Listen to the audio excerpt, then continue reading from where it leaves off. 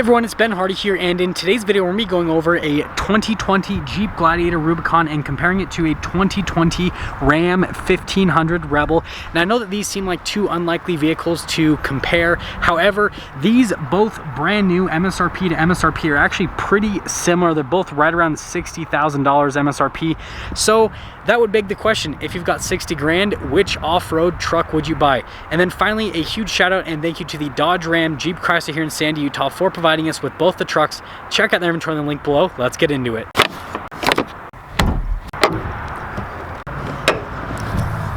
Now let's go into the hoods of both of the trucks. We'll start with the Gladiator first and foremost. So we've got a 3.6 liter naturally aspirated V6 that goes through an 8-speed automatic transmission.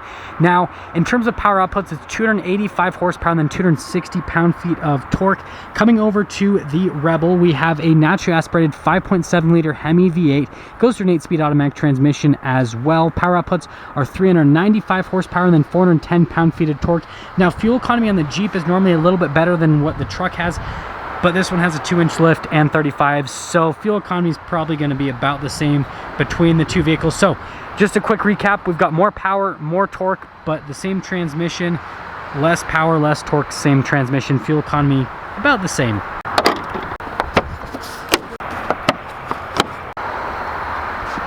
Let's go over things on the front end, and they're actually more similar than you guys think. So starting off with the Gladiator, we have a sport hood with fake vents, and guess what? The Rebel also has a sport hood with fake vents.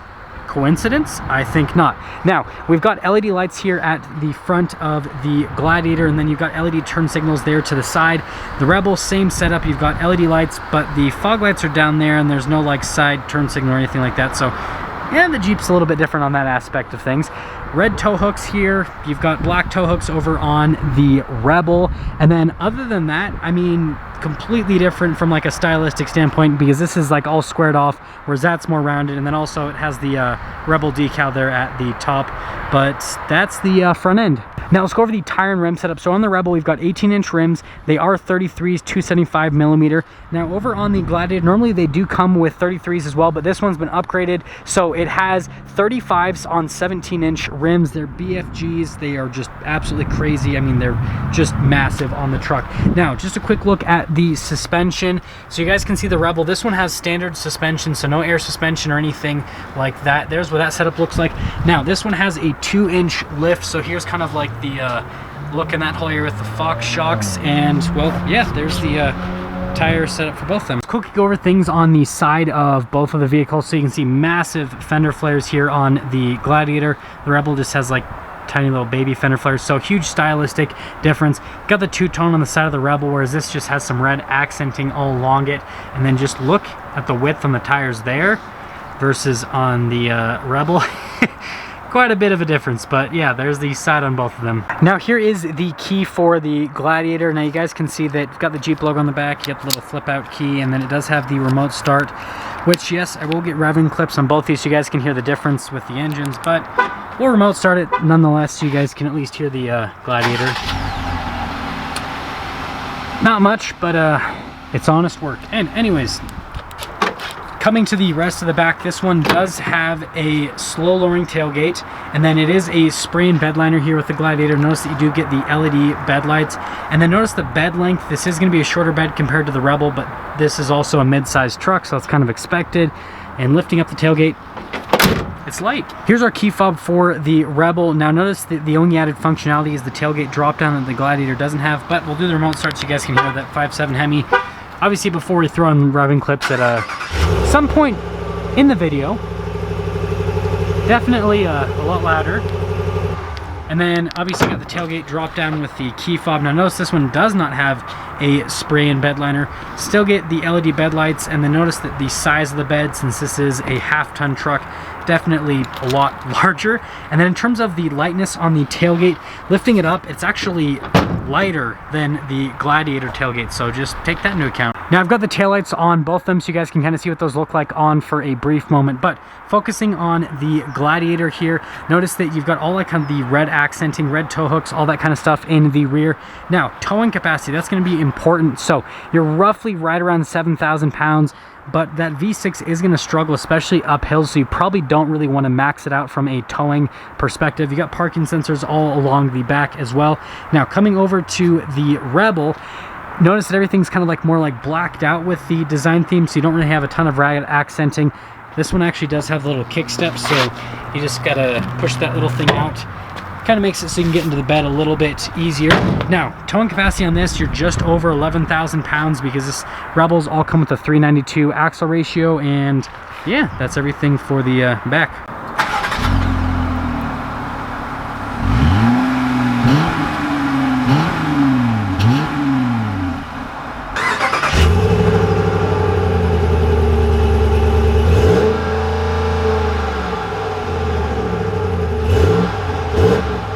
I'm gonna try something different here, guys. I'm gonna have both of the doors open so we can just kind of go from truck to truck. Anyways, coming over to the Jeep, notice that you've got the door panel here with the black trim, and then you've got the red stitching. Now compare that to the door panel on the Rebel. The door panel on the Rebel definitely has a lot more places to rest your arm, and then notice that there's a lot more soft touch on the door panel itself. And then coming over to the seats on the Jeep, so you've got the full leather seats with the red contrasted stitching. Remember the legroom, you're going to notice there's going to be a huge difference with legroom. Got the cup holders right there, and then also there in the center you've got a couple of vents, and then you've got a little power outlet there at the bottom. All of your window controls are right there in the center as well.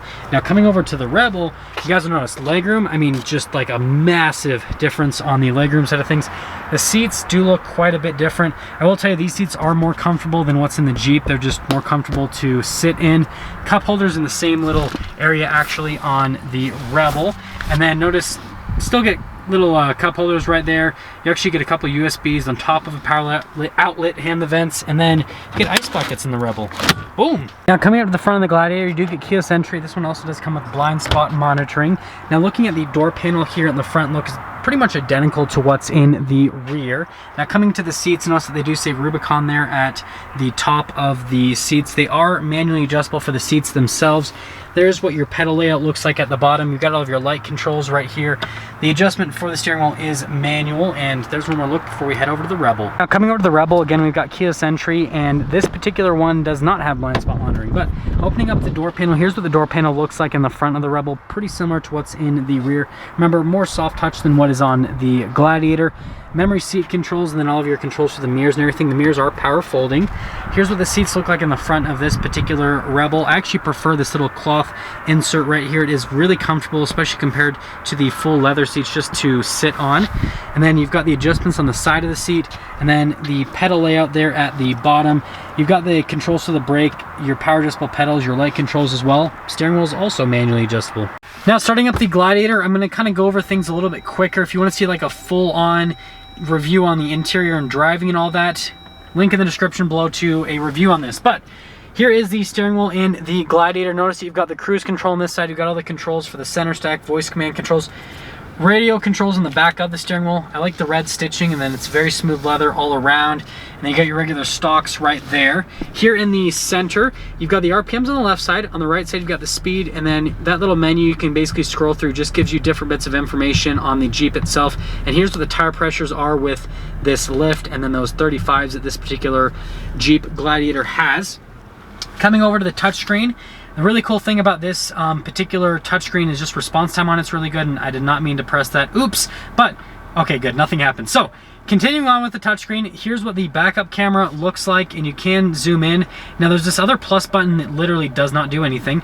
I like the fact that it has a forward camera, and you've got little lines here, and guess what? You can clean it.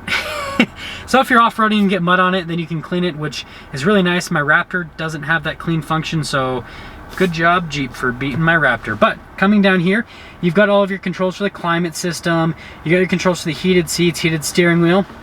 All of your window controls here in the center. You got this little media tab that doesn't want to stay up. And then just beside it, you got a little 12 volt. You hear the controls for the lockers. You do get front and rear lockers. You've got the off-road plus, which you do have to be in 4-wheel drive to do that. Sway bar disconnect. And then this is the shifter for that 8-speed automatic transmission. Now, on top of things, and sorry about the vent there, with this transmission, you can shift the gears yourself. I do prefer this over the manual transmission with the Gladiators.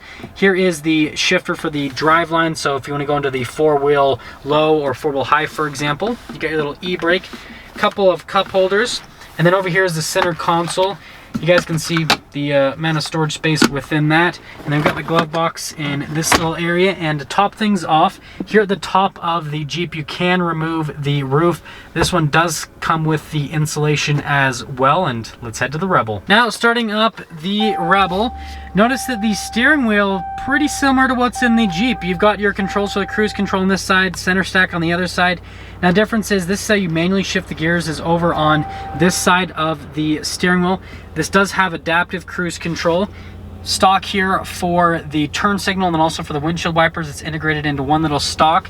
And then here in the center stack, notice that again, pretty similar. Now the graphics do look just a little bit different. It does say Rebel there at the top, but the functionality on it, pretty similar.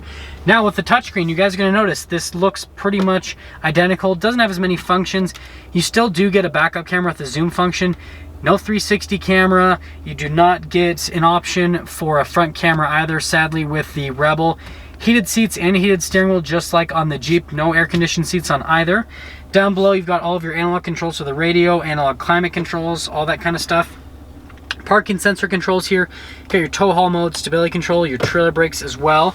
This is the shifter in the Rebel. It is that dial shifter. This is the driveline select over here. You do get an axle lock. That is just for the rear hill descent control. So the Jeep, you've got the front and the rear for the lockers, and then the sway bar disconnect. So from an off-road perspective, definitely superior on that aspect. Now over here with the center console, lifting this up, you guys can see storage space here, definitely like significantly more than the Jeep, so you win on that. This one also has wireless charging, get a full power outlet right there. And then on glove box game, yeah, the Rebel wins on the glove box game because it's got way more storage than what the Jeep has. And then in terms of things that are happening up top, you can get a panoramic sunroof, but you can't take the roof off. But power sliding window. So I think the Jeep kind of wins because the panoramic sunroof is cool, but taking the roof off, cooler.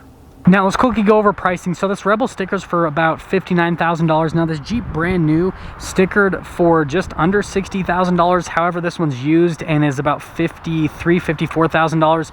So brand new, they would have been about the same price, but then the lift and all that stuff would have made that more expensive. So that's kind of things on the price perspective. Now obviously we do have to pick a winner at the end of things, and the Jeep is for sure the superior off-road vehicle with all the tech that it has, and then obviously the upgrades that this particular one has. Just, I mean, it kills the Rebel, but the Rebel overall is just like a better all-around vehicle. So here's what I have to say: if you're not going to be taking the vehicle off-road, the Rebel is going to be the better choice to go for. We'll have some off-road capabilities, but if you are planning on doing like hardcore off-roading, the Gladiator is definitely going to be the superior option. And so that's kind of where they stand. The Rebel's better on-road, the Gladiator's better off-road. That is going to sum things up for today's video, comparing the 2020 Gladiator to a 2020 Ram 1500 Rebel. Again, a huge shout out and thank you to the Dodge Ram here in Sandy for providing us with both trucks. Check out their inventory on the link below. I'll see all of you in the next video.